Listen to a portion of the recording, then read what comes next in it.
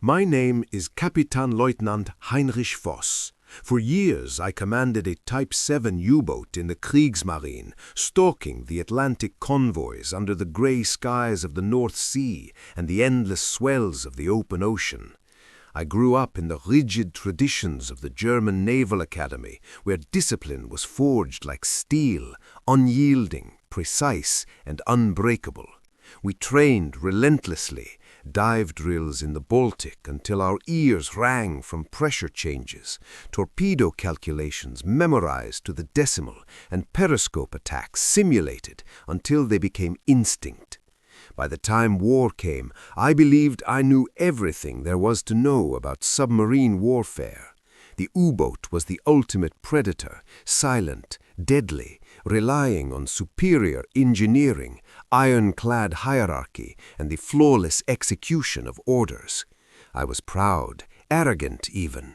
In my mind, no navy could match our technical prowess or our crew's obedience. We'd sunk thousands of tons of Allied shipping, slipping through escorts like ghosts.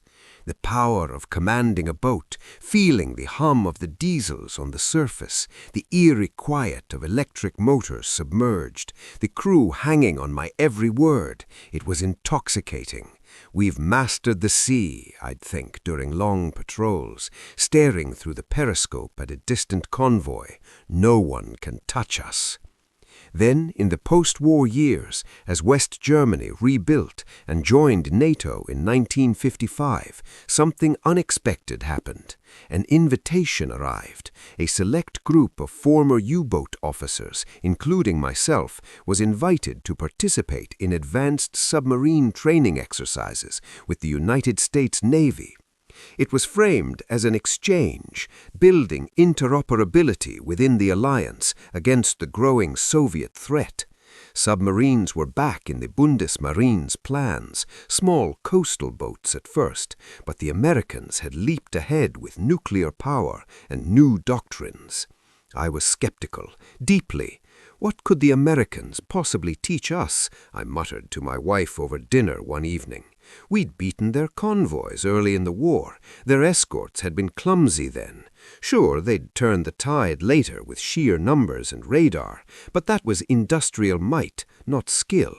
Still, orders were orders, and curiosity gnawed at me. Part of me was excited, the chance to see their modern boats, their bases. Another part was wary. Would this be humiliation, a reminder of defeat? I packed lightly, uniforms, notebooks, a few photographs of my own crew. As the plane lifted off from Frankfurt, bound for the United States, my mind raced. Excitement mixed with apprehension. I was vigilant, determined not to let sentiment cloud my judgment. Little did I know, this journey would shatter my certainties and rebuild them into something entirely new. We landed at a sprawling naval base on the East Coast, Norfolk, Virginia, I believe it was. The first thing that hit me was the scale. Massive aircraft carriers loomed like floating cities, nuclear submarines sleek and enormous compared to our Type 7s. Radar arrays towered overhead, spinning relentlessly. Sailors moved with purpose, but there was an energy I hadn't expected. Casual salutes, quick conversations, even laughter amid the clang of tools and the blare of ships' horns. The air smelled of diesel fuel, salt and hot metal, familiar yet different. Everything seemed bigger, louder, more alive. Their ships were technological marvels, advanced sonar, better torpedoes, integrated systems we'd only dreamed of during the war. But it wasn't just the hardware. As I checked in and met my hosts, polite officers with firm handshakes, I sensed a cultural shift. They emphasized innovation, adaptability. "Think outside the box," one commander said with a grin during orientation. In our tradition, the box was sacred. You perfected what was inside it. I felt a jolt of culture shock. Our way was strict, hierarchical. Orders flowed down, executed without question. Here, it seemed looser, more creative, yet somehow ruthlessly effective. As I walked the docks that first evening, watching floodlights illuminate rows of gray hulls, I wondered if I'd made a mistake coming here. Pride swelled in my chest, but so did doubt. For the first time in years, I felt like a student again, not the master. This was just the beginning. The first day of training began before dawn. We were roused at 04:30, issued American coveralls, and herded into a briefing room that smelled of fresh coffee and cigarette smoke. About 20 of us, mostly former Kriegsmarine officers, a few from other NATO navies, sat in rows of folding chairs facing a large screen. The American instructor, a stocky commander named Riley with a Boston accent and a crooked grin, wasted no time on ceremony. "Gentlemen," he said, "welcome to Attack Center Training. Today you're going to try to sink one of our fleet oilers using nothing but a simulated diesel boat. You'll have limited battery, limited torpedoes, and limited information. The enemy knows you're out there. Questions?" There were none. We thought we already knew the answers. They split us into 4-man crews: captain, executive officer, sonar operator, and fire control technician. I drew 3 young American lieutenants who looked barely old enough to shave. I introduced myself formally, they called me skipper and offered coffee. I declined. Discipline starts with small things. The simulator was unlike anything I'd seen. Not the crude periscope mock-ups we'd used in Merwick, but a full-motion platform that tilted, vibrated, and filled with the recorded sounds of a real boat: creaking hull plates, hissing air lines, the low thrum of electric motors. When we dived, the lights dimmed to red and the temperature dropped. It felt disturbingly real. Our mission? Penetrate an escorted task group at night, fire 4 torpedoes at the oiler, and escape without detection. Simple enough. I'd done it dozens of times in the Atlantic. I took the periscope. The screen showed a dark sea, scattered white caps, distant running lights. I ordered a cautious approach at 4 knots, depth 60 meters. My American XO, Lieutenant Parker, kept glancing at me as if waiting for something. I ignored him. In my boat, the captain spoke. Everyone else obeyed. Sonar reported faint screws bearing 280. Destroyer, probably a screen. I turned away, went deep to 120 meters, and waited for the layer. We had trained for this. Thermal layers hide sound. Standard procedure. The destroyer passed overhead. Active pings hammered the hull like sledge blows. My crew stayed silent. Even the young Americans were disciplined. When the pings faded, I came shallow for another look. There, fat oiler in the center of the formation, 4 escorts in a loose box. Perfect firing angle. I called for a spread of 4 torpedoes, set to run at 35 knots, depth 4 meters. Fire 1, fire 2, fire 3, fire 4. The simulator registered hits. Cheers went up from the control room observers. I allowed myself a thin smile. These Americans would see that German methods still worked. Commander Riley's voice came over the loudspeaker. "Nice shooting, Captain Voss. Now let's see how you do when the enemy isn't cooperating." The lights snapped on. The screen reset. Same task group, but now it was daylight, sea state 4, and our battery was already down to 40%. Sonar was degraded, maintenance casualty they called it. Worst of all, the escorts were zigzagging unpredictably, using sprint and drift tactics I'd never encountered. I tried the same careful approach. The first destroyer detected us almost immediately. Depth charges shook the platform. We evaded, but battery drained faster in high-speed maneuvers. By the time I reached firing position, power was critical. I fired anyway. 2 hits, but the escorts were already on us. Simulated destruction. The lights came up. Commander Riley stood in the doorway, arms folded. "Anybody want to tell me what went wrong?" Silence. I felt heat rising in my face. My crew glanced at me, waiting for an explanation. Riley didn't wait. "You played it by the book, a very good book written for 1943, but the enemy gets a vote. When he changes the rules, you have to change faster." I bristled. "With respect, Commander, we were handicapped by equipment failures." He laughed. Welcome to war, Captain. Equipment always fails. Weather always sucks. Intel is always incomplete. The side that wins is the one that adapts quickest. That afternoon, they ran us through a different exercise, blindfolded navigation using only sound and feel. We were split into mixed teams, no one in their usual role. I found myself on sonar, headphones clamped to my ears, trying to distinguish propeller beats in a cacophony of noise. My teammate, a quiet American chief petty officer, whispered corrections. That's cavitation from a high-speed sprint. Listen for the drop when they go silent. I wanted to snap that I didn't need whispering. Instead, I listened, and I heard it, the pattern, the drift, the moment the destroyer slowed to listen. We tracked 3 escorts that way, plotted their habits, and slipped inside the screen. When we finally fired, all 4 torpedoes hit. The control room erupted in cheers. Even I felt the rush. Afterwards, in the debrief, Riley asked me directly, "What changed, Captain Voss?" I hesitated. Pride fought with honesty. We improvised. We used incomplete information creatively instead of waiting for certainty. He nodded. Exactly. Doctrine is a starting point, not a cage. That night, I lay awake in the BOQ, staring at the ceiling. For years, I'd believed our defeats came from material inferiority, Allied radar, air cover, sheer numbers. Now a new thought gnawed at me. Maybe part of it was rigidity. We had perfected one way of fighting, and when the enemy refused to play along, we had no second act. I thought of my old crew, many of them sleeping forever in the Atlantic Ocean. Had I failed them by clinging too tightly to the methods that once worked? The next morning, I arrived early, notebook in hand. For the first time in decades, I was ready to learn like a cadet again. The arrogance was still there, but now it had cracks, and through those cracks, something new was starting to grow. By the end of the first week, the Americans introduced us to a term I had never heard in the Kriegsmarine: asymmetric warfare.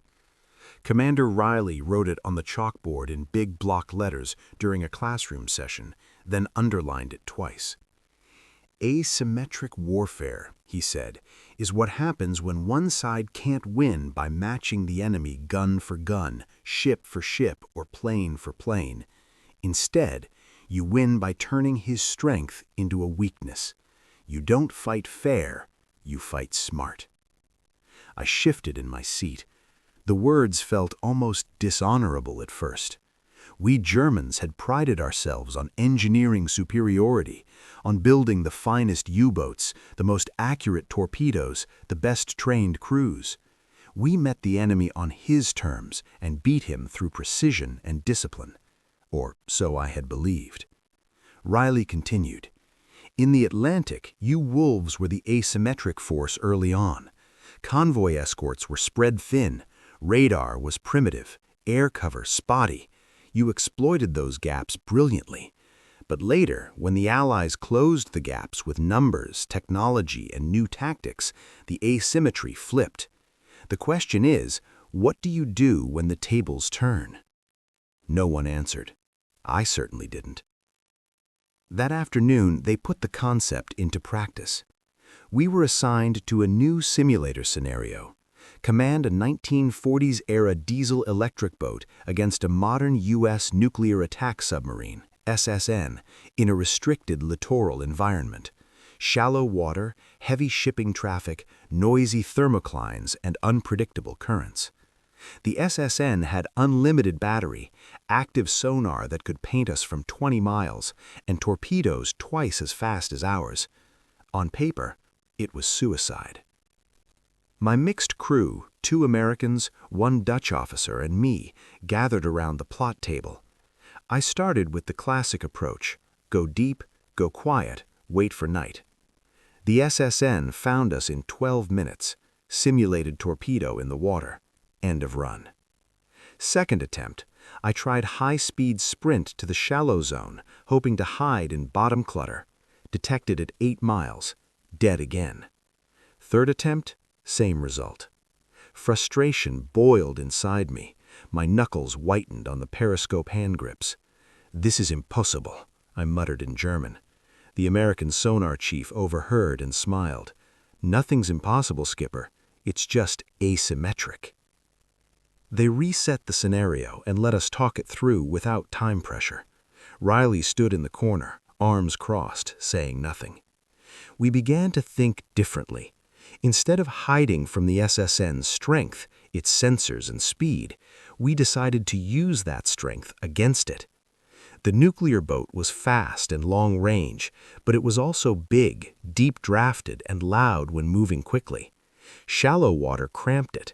Commercial shipping masked our signature, but also forced the SSN to slow down to avoid collision. Its captain had rules of engagement. He couldn't risk ramming a neutral freighter just to chase a possible contact. So we went shallow, 40 meters in water barely 100 meters deep, and drifted silently among a convoy of merchant ships.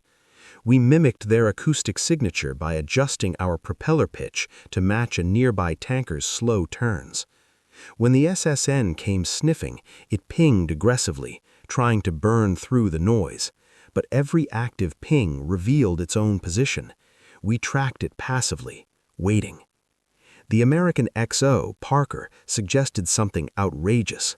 Surface briefly among the merchants, raise a fake periscope, just a painted broomstick on a float, and let the SSN spot it visually. Then dive hard and run silent in the opposite direction while the hunter chased the decoy. I stared at him. "That is trickery." "That's asymmetry," he replied. We did it. The SSN took the bait, sprinting towards the decoy at 30 knots, cavitating loudly, announcing its position to the world. While it chased shadows, we crept behind it, closed to 3,000 yards, and fired a simulated spread down its baffles, its blind spot. 2 hits. Mission kill. The control room observers erupted. Riley clapped slowly. "There it is. You didn't beat him with better technology. You beat him by making his technology work against him." I stood there, heart pounding, sweat cooling on my forehead. For the first time, I felt the thrill of a new kind of victory. Not the clean, precise kill of a textbook attack, but a dirty, clever one born of desperation and ingenuity. That night, walking back to quarters under a sky full of unfamiliar stars, I replayed the scenario in my head. The old Heinrich Voss would have scorned such tactics as unbecoming. The new one, the one beginning to emerge, recognized their necessity. Asymmetric warfare wasn't just a doctrine, it was a mindset. Accept that you are weaker in some areas, then refuse to fight in those areas. Force the enemy to fight where you are strong, even if that strength is only cunning, patience, or the willingness to look foolish for a moment. I thought of our wolfpack tactics in the happy times, coordinated attacks that overwhelmed escorts through surprise and numbers. That had been asymmetric too. We had just forgotten how to think that way when the odds shifted. Lying in the dark, I whispered to myself, "Adapt or die." The words tasted bitter, but also liberating. The next days brought harder scenarios. They blinded our sonar completely, catastrophic flood in the transducer bay. We had to navigate an attack using only periscope bearings, dead reckoning, and the feel of the boat. Intuition became as important as instruments. I failed repeatedly. Each time the frustration was sharper, the internal voice louder. "You're too old, too rigid, you don't belong here." But slowly, something shifted. I began to listen more than speaking. I asked questions instead of giving orders. When a young American petty officer suggested an unorthodox maneuver, I tried it instead of dismissing it. And bit by bit, the failures grew shorter, the successes longer. By the end of that grueling week, I no longer saw the Americans as inexperienced upstarts. I saw warriors who had taken our old lessons, added their own, and built something new. Something flexible enough to survive a world where raw power no longer guaranteed victory. The pride was still there, but it had changed. It was no longer the pride of believing I knew everything. It was the quieter, deeper pride of knowing I could still learn. and I was just getting started. The third week marked a shift. The Americans stopped throwing us into the simulator every day and started breaking things down, slowly, deliberately, like instructors teaching cadets rather than testing veterans. They called it crawl, walk, run. I had never heard that phrase in the Kriegsmarine. We had only one speed: run. The first lesson was about the team. Commander Riley gathered us in a small classroom overlooking the submarine piers. On the wall, he taped a large sheet of paper with two columns: German approach and American approach. Under German, he wrote hierarchy, orders, precision, individual excellence within role. Under American, trust, shared awareness, initiative at the lowest level, collective excellence. Then he asked a simple question: who makes the life or death decisions on your boat? Every one of us answered the same: the captain. Riley nodded. That's not wrong, but it's incomplete. He told us about a real incident from the Pacific War, a U.S. submarine under depth charge attack. The captain was injured, unconscious. The crew didn't freeze waiting for orders. The chief of the boat took the con. The sonar supervisor suggested a radical maneuver. The torpedo man jury-rigged decoy. They survived because every man knew the big picture and felt empowered to act. In our boats, Riley said, the captain still owns the final call, but he makes it with the best information and ideas from everyone in the control room. We trained for that from day one. That afternoon, they put it to the test. They put us in total darkness, simulator lights off, screens blacked out, only red battle lanterns and the glow of a few instruments. We had to detect, track, and attack a convoy using voice reports alone. No plots, no periscope visuals, no written bearings. My team, me as captain, Parker as XO, a sharp female sonar technician named Chief Ramirez, and a fire control tech from Texas named Kowalski. The first run was chaos. I demanded reports in the order I was used to: sonar, then periscope, then plot. But in the dark, there was no periscope. Ramirez kept interrupting with new contacts. Kowalski muttered bearing drifts under his breath. Parker tried to organize it for me, but I cut him off, one at a time. We missed the convoy entirely. In the debrief, Ramirez, barely 30, half my age, spoke up quietly. Sir, with respect, we were stepping on each other because we were waiting for permission to speak. If we just called out what we saw the second we saw it, you'd have had a clearer picture faster. I felt the old reflex rise. A junior rating correcting a Kapitänleutnant? But I swallowed it. Explain. She did. In American boats, they used a rapid-fire protocol. Anyone with new information announced it immediately, prefixed with their station. Sonar, new contact, bearing 270, drawing right. No waiting for the captain to poll the room. We tried it again. This time, the reports came fast, overlapping but clear. Sonar, high-speed screws, bearing 195, closing. Fire control, solution developing on Master 1, range decreasing. Captain, recommend come left to new course 090 to open baffles. That last one was Parker. I didn't hesitate. Helm, left full rudder, steady course 090. We slid into perfect firing position. 4 torpedoes, 4 hits. Escape clean. When the lights came up, my pulse was racing. Not from fear of detection, but from the sheer speed of it all. Decisions made in seconds, built on trust instead of hierarchy. Riley grinned. That's situational intelligence. Every brain in the boat contributing in real time. The next days hammered it home. They taught us to debrief ruthlessly, but without blame. After every run, win or lose, we sat in a circle and went around the table. What went well? What didn't? What will we change next time? At first, it felt soft, almost indulgent. In my old Navy, mistakes were punished, not dissected in group therapy. But slowly, I saw the power of it. Sailors spoke freely because no one was looking to assign fault, only to improve. Ideas flowed. Even I began offering my own errors openly. I hesitated on the course change because I was waiting for perfect data. That cost us 30 seconds. Parker nodded, and we'll get you that data faster next time. Trust grew like a living thing. Another lesson, exploiting the enemy's patterns. They gave us hours of recorded sonar tracks from real Soviet submarines, hours of boring, repetitive noise. We learned to spot the tiny habits, a certain captain who always turned left after surfacing to vent batteries, another who reduced speed by exactly 4 knots when preparing to launch, tiny tells, like a poker player's twitch. Then they had us use those tells in scenarios, hide not by being quieter than the enemy, but by predicting where he would listen and being somewhere else. One exercise stands out. We were the hunted this time, our diesel boat evading a U.S. nuclear sub in the Chesapeake Bay shallows. The SSN captain was known for aggressive pinging in close waters. Ramirez caught it first. He's repeating a search pattern, clockwise spirals, active every 4 minutes. We timed it. On his 3rd spiral, just as he went active, we grounded silently on a mud bank, engines off, every pump secured, crew frozen in place. The SSN passed 50 yards away, pinging screaming, but we were part of the bottom. When he turned for the next spiral, we slid off the bank like a ghost and ran silent on the reciprocal bearing. Ramirez whispered over the headset, "He'll never expect us behind him." She was right. We escaped undetected.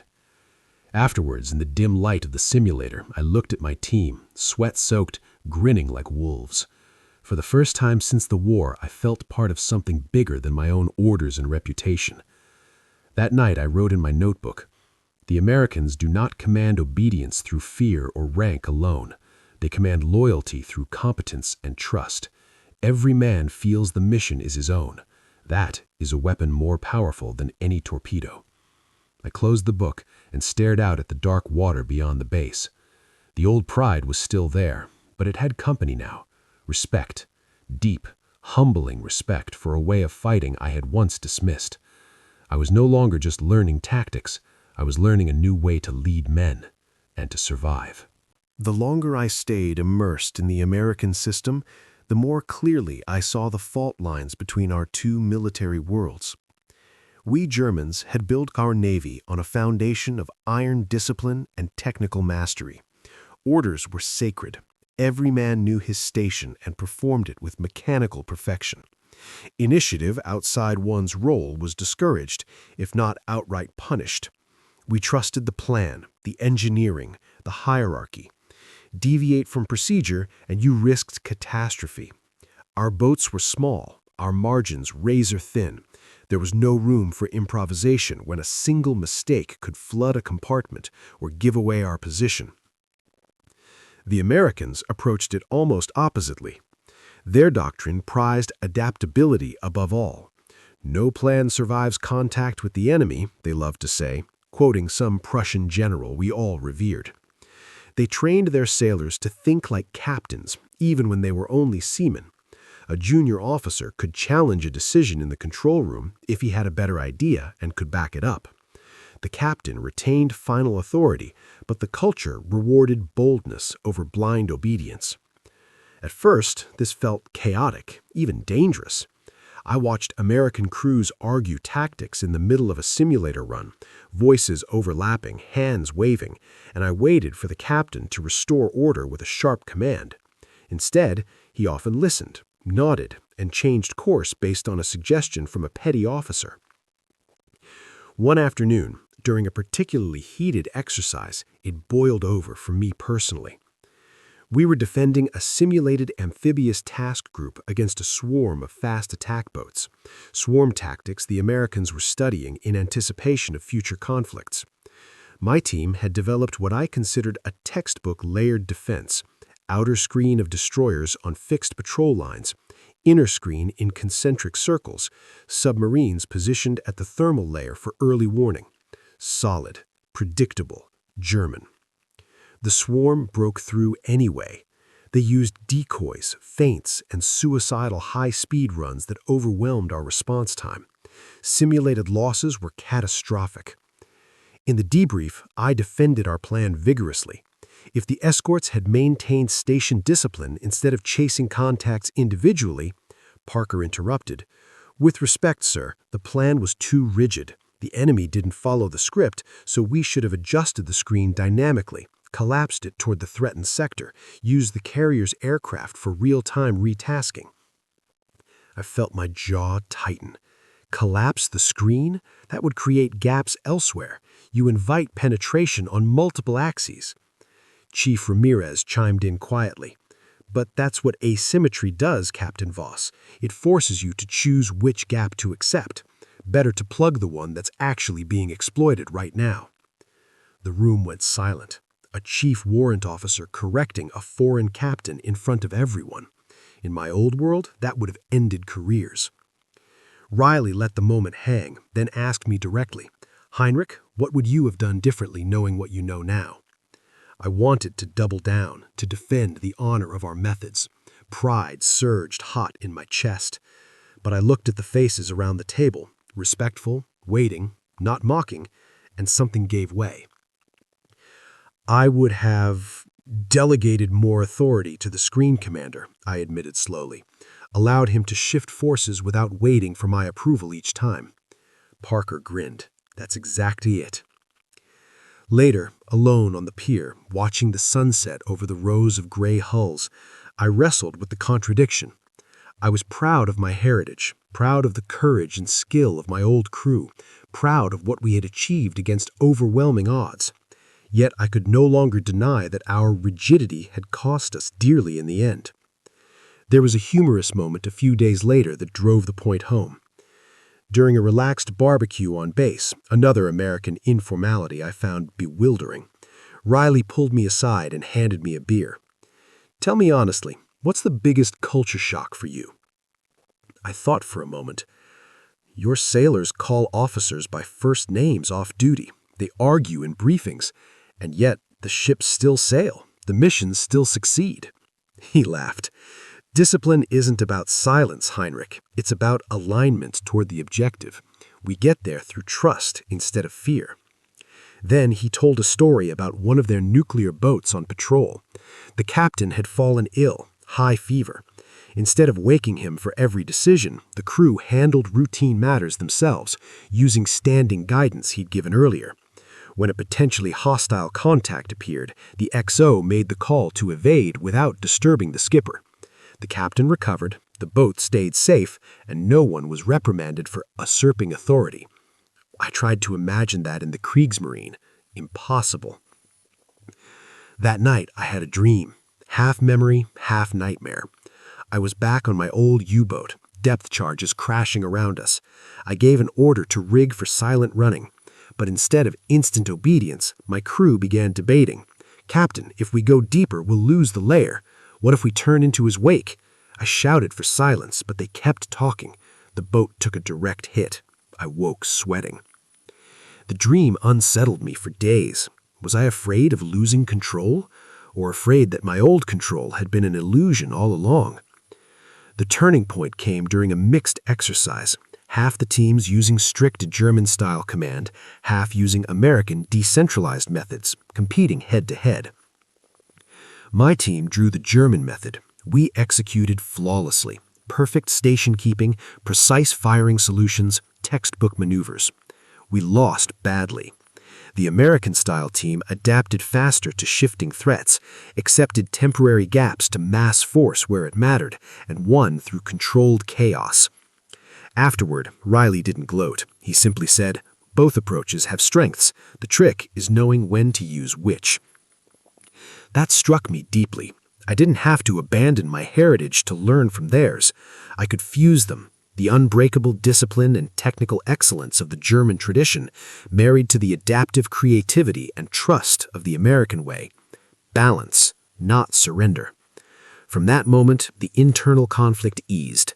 I stopped seeing the American methods as a threat to my identity and began seeing them as a complement. Pride remained. Pride in where I came from, but it was tempered now with humility and openness. I was no longer defending the past, I was building a better future. They saved the hardest for last, a week-long capstone exercise they called Hell Week. No classroom lectures, no short simulator runs, just one continuous, brutal scenario designed to push every limit, physical, mental, emotional. We were divided into two opposing forces. Blue, NATO task group with air cover, nuclear submarines, and surface escorts, and Red, a smaller, diesel-electric force trying to disrupt a major amphibious landing. I was assigned to Red as commander of the lead submarine. My mixed crew, Parker as XO, Ramirez on sonar, Kowalski on fire control, plus 2 other NATO officers, had become a real team by now. We trusted each other, argued freely, and somehow still functioned as a unit. The scenario began at 02 with a cold dive in an actual decommissioned World War II-era boat they'd towed into a restricted training range off the Virginia coast. Real water, real depth, real pressure on the hull. The simulator was good, but nothing matches the feel of a real boat groaning under a depth charge pattern. Conditions were deliberately miserable. Limited battery, simulated battle damage, intermittent sonar, unreliable torpedoes that sometimes failed to arm, and a blue force that adapted ruthlessly to whatever we tried. Weather topside was rough, 20-foot swells, driving rain. Down below, the air grew thick and foul within hours. The objective for Red was simple on paper: sink or mission kill the flagship amphibious assault ship before it reached the landing zone. Blue's job: protect it at all costs. Day 1 went poorly. We tried a bold night surface approach to recharge batteries and close the distance. A Blue helicopter with dipping sonar caught our snorkel wake at dawn. We crash-dived, but the escorts were already vectoring in. Depth charges, practice ones but loud enough to rattle teeth, walked across our stern. We evaded south into deeper water, but battery was critically low and we were pushed far off track. By evening, exhaustion set in. No proper sleep, only cat naps and shifts. The boat stank of diesel, sweat, and fear. I caught myself snapping at Parker over a minor course error, my old hierarchical reflex surfacing under stress. He didn't snap back, just looked at me steadily until I apologized. That moment humbled me more than any debrief. Day 2 brought a new wrinkle. Blue began using unmanned drones, early prototypes, noisy but persistent. They saturated the area with cheap sensors, forcing us to stay deep and slow. We crept forward on minimum power, navigating by dead reckoning and occasional periscope peaks through heavy seas. Ramirez picked up a pattern. The flagship always slowed to 15 knots for helicopter operations at fixed intervals, a tiny vulnerability, but real. We planned a desperate shot. Drift silently into position during the next helo cycle, fire a full spread from extreme range, then run like hell. Everything went wrong. First, a mechanical casualty, simulated flooding in the forward torpedo room. We had to secure the space, losing 2 tubes. Then Blue shifted the helo cycle early, some sharp intelligence officer anticipating our move. We arrived at the firing point to find the task group already accelerating, escorts fanning out in attack formation. I stood at the periscope, rain lashing the lens, watching our window close, heart pounding, mouth dry. One wrong decision now, and the entire exercise and weeks of progress would end in failure. Parker spoke quietly beside me. "Skipper, we can still do this. Collapse to 3 tubes, down the throat shot when the lead destroyer turns to clear baffles. Ramirez has his turn interval timed." Kowalski added, "We'll rig a decoy noisemaker from the countermeasure launcher. Buy us 30 seconds to reload if we miss." Ramirez, "I can hold track passively until 4,000 yards. After that, it's fire control's best guess." Every one of them offering pieces of the solution, trusting me to assemble them. I felt the weight of it. Not just the mission, but the shift inside me. The old Voss would have demanded silence and executed a textbook retreat to preserve the boat. The new one listened. I said, "Do it. Parker, you have the con for the approach. Ramirez, call the turn. Kowalski, prepare the decoy." We executed like a single organism. Parker brought us to periscope depth with inches to spare. Ramirez counted down the destroyer's turn. Kowalski's solution locked. I took one last look. Fat amphibious ship dead ahead. Escorts momentarily masked. Fire 1, fire 2, fire 3. The boat shuddered as torpedoes left the tubes. Blue reacted instantly. Countermeasures, hard turns, helicopters airborne. But our decoy worked. One escort chased noise while we dove hard and turned away. Minutes dragged like hours. Sweat stung my eyes. Then Ramirez's voice, calm and clear. Hot running screws, increasing Doppler. Impacts. 3 hits. Mission kill on the flagship. The control room exploded. Cheers, backslaps, even a few tears. But Blue wasn't finished. They hunted us relentlessly for the next 36 hours, forcing us to bottom the boat in mud, rig for ultra-quiet, endure near misses that cracked light bulbs and sprang minor leaks. I made a critical mistake on the final night. Exhausted, I misjudged a thermal layer and brought us shallow too soon. A Blue SSN pinged us active from close range. Torpedo in the water. Real time, no practice rounds this time. Panic flickered through the crew. I felt it in myself. Guilt, terror, the old familiar dread of failure. But they didn't freeze.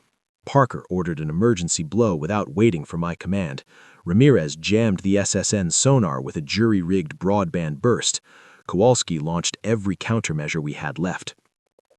We knuckled hard, scraped bottom, and somehow the torpedo porpoised overhead and lost us in the clutter. When the exercise finally ended with a recall signal, we surfaced into a cold dawn.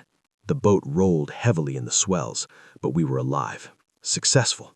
Red Force had delayed the landing long enough to claim strategic victory. Standing on the bridge, salt spray in my face, watching the rain paint the waves gold, I felt something break open inside me. Not defeat, release. All the tension, the doubt, the clinging to old certainties drained away.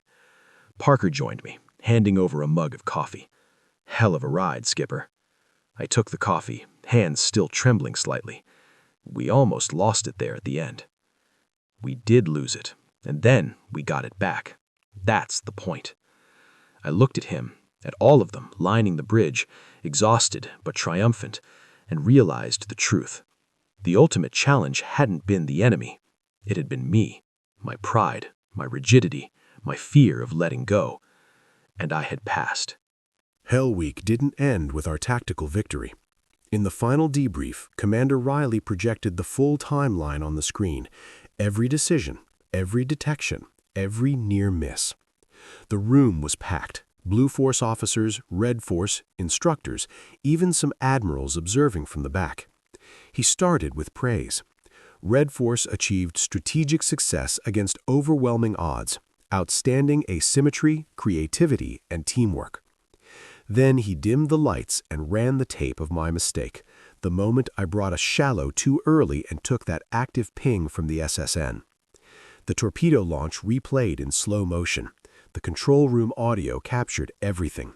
My clipped order to come to periscope depth, Ramirez's urgent warning about possible proximity, Parker's sharp intake of breath as the ping hit us. The room was silent. Riley paused the video. This was the closest we came to losing the boat. Captain Voss, walk us through it. All eyes turned to me. The old instinct rose. Defend, justify, shift blame to fatigue or incomplete data. But I looked at my crew, Parker, Ramirez, Kowalski, and saw no accusation in their faces, only shared memory. I stood. I misjudged the risk, I said clearly. I was exhausted. I wanted to confirm our escape route visually instead of trusting passive data and dead reckoning. I prioritized my own need for certainty over the team's collective judgment. That exposed us unnecessarily. The error was mine alone. No excuses, no qualification. Riley nodded. And then? Then my crew saved us, I continued. Lieutenant Parker ordered the emergency blow without waiting for confirmation. Chief Ramirez jammed the sonar. Petty Officer Kowalski launched countermeasures. They acted on initiative born of trust. Trust I had helped build, but nearly broke in that moment. I sat down. The room remained quiet for a long beat. Riley broke it. That, gentlemen, is why we train this way. Not to avoid failure, we can't, but to recover from it faster than the enemy can exploit it. Failure is the best teacher if you're willing to listen. Later, back in the barracks, my team and I sat around a small table with coffee and the last of the base's stale donuts. No rank, no formality, just 5 tired submariners dissecting the week. Parker started. I should have spoken up louder when you ordered periscope depth. I had a bad feeling. Ramirez shook her head. I did speak up. You heard me. You just overrode it. That's on both of us. You for pushing, me for not pushing harder. Kowalski grinned. and me for not having a better decoy ready sooner. Next time I'll pre-rig too. We went around like that for an hour, each owning pieces, suggesting fixes, laughing at the absurdity of some moments. No blame, just improvement. I realized then how rare this was. In my old Navy, after a failed patrol or a lost boat, the inquiry focused on culpability. Someone had to be punished. Here, the focus was on learning. The assumption was that good people would make mistakes under pressure. The question was how to make the next mistake less likely or less costly. I pulled out my notebook, the one I'd been filling for weeks, and began jotting specific lessons from our failures. Fatigue degrades judgment faster than we admit.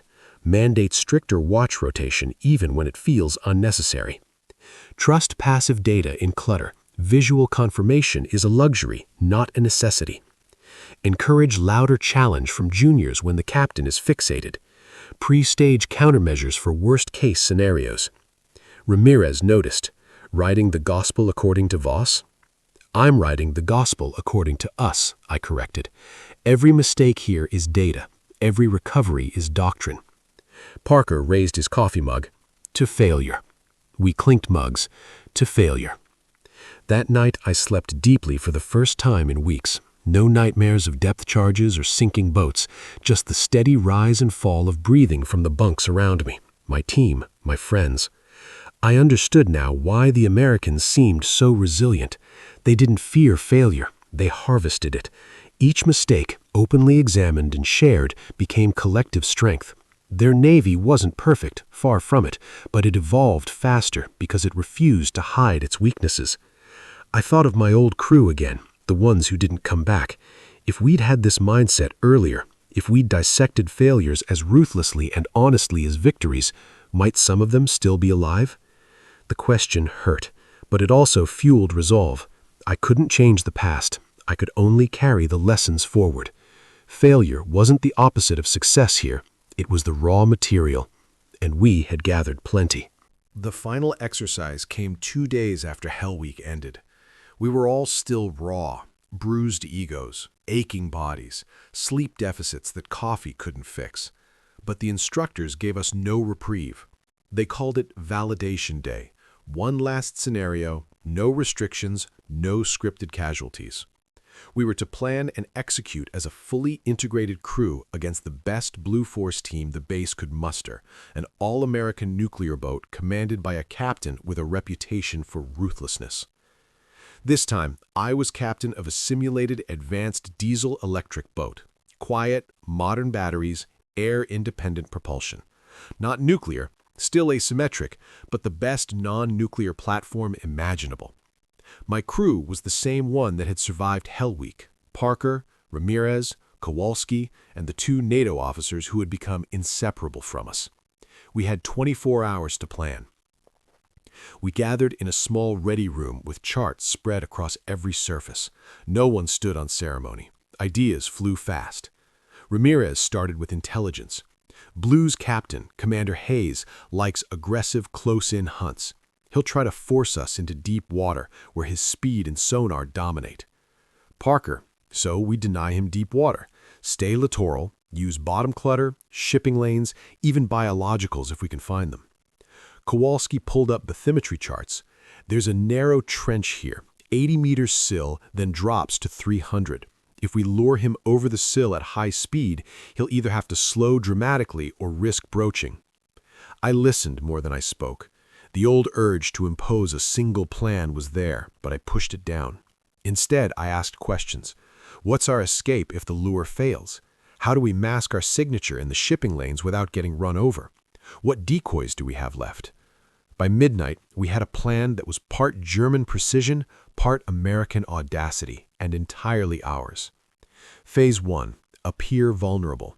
Let Blue detect us at long range heading north, away from the task group we were actually targeting. Make it look like a standard end-around attempt.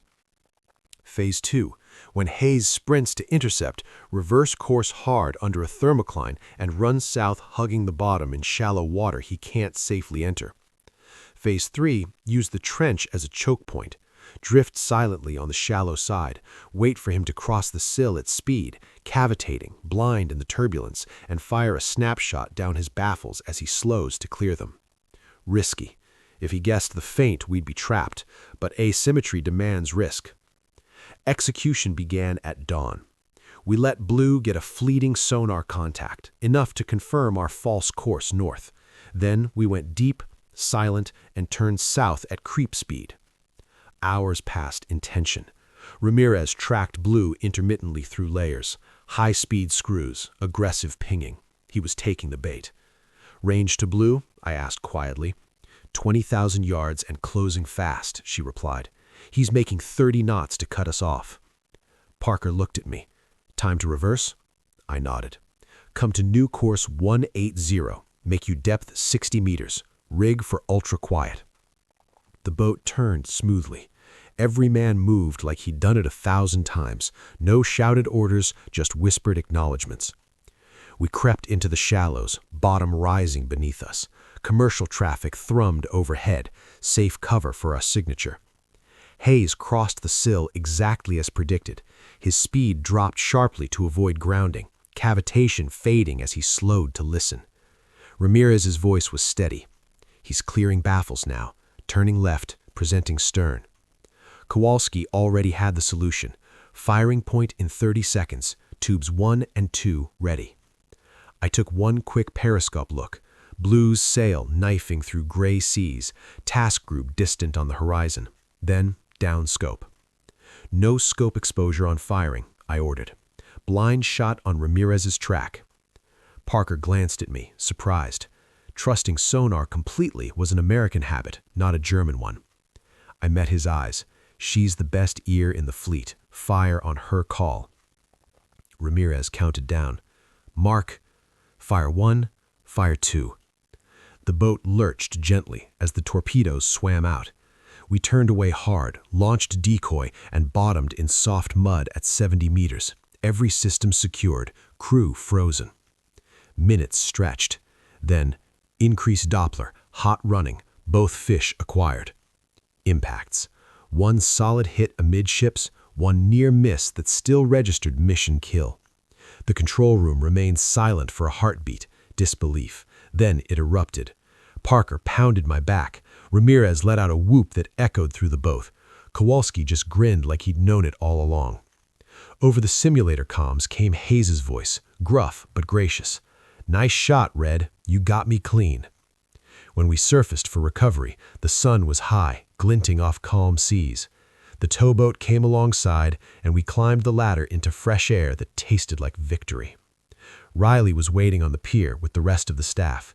He shook my hand first, firm, prolonged. That was textbook asymmetry executed with surgical precision. But more than that, it was a team, your team. I looked at my crew disembarking behind me, exhausted, salt-crusted, beaming. For the first time in my life, I felt a success that wasn't solely mine. It belonged to all of us. Every argument, every failure, every late-night debrief had built this moment.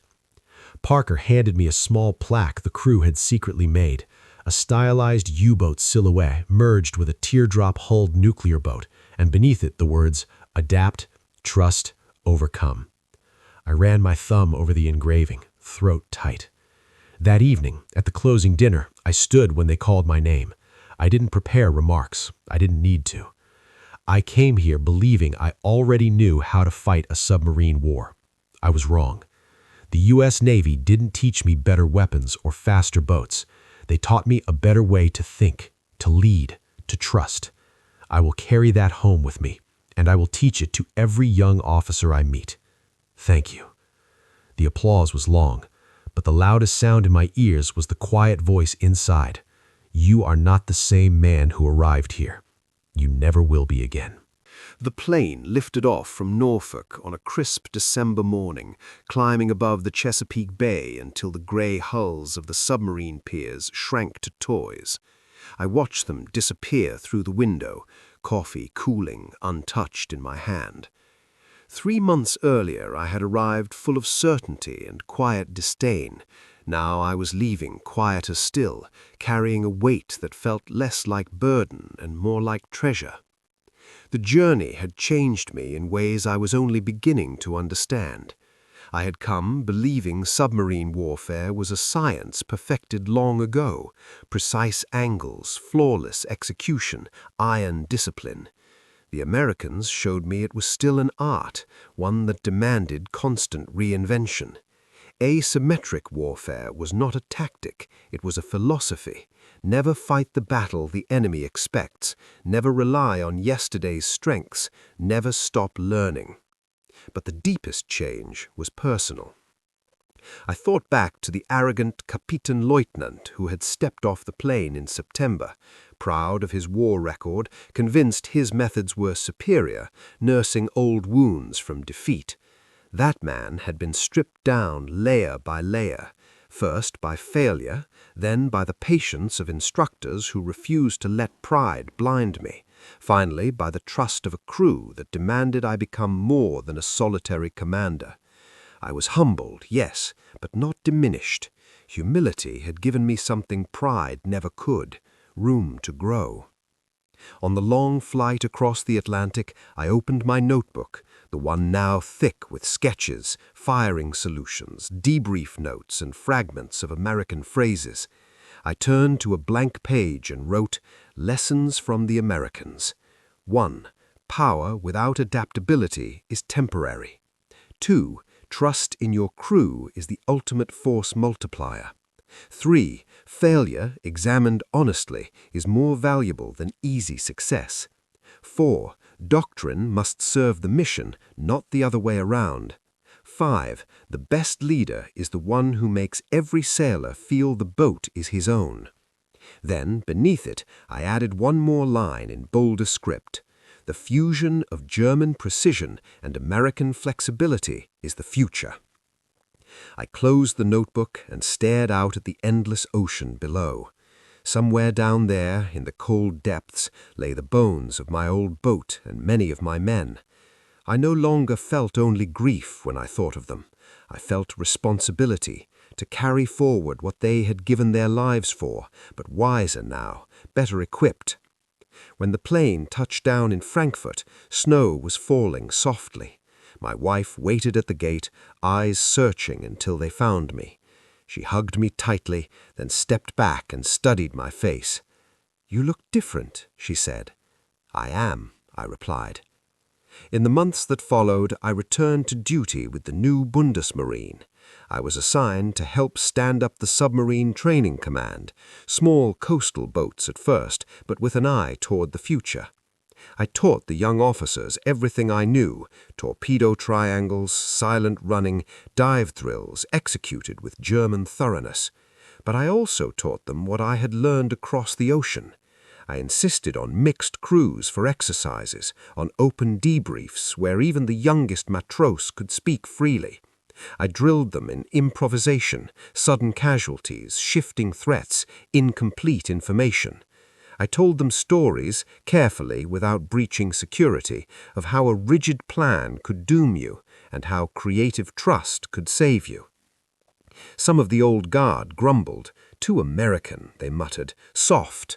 I smiled and invited them to the simulator. After a few crushing defeats against my students, they quieted. Years later, when Germany commissioned its first modern conventional submarines, I watched the crews take them to sea with a quiet pride deeper than any I had known during the war. They were disciplined, yes, German to the core, but they were also adaptable, quick-thinking, bound by trust rather than fear alone.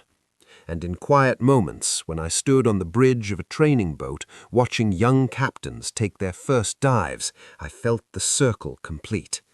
The U.S. Navy had not simply taught me new tactics, they had given me a second chance to become the leader I should have been the first time, to honor the fallen by building something stronger on the lessons of defeat.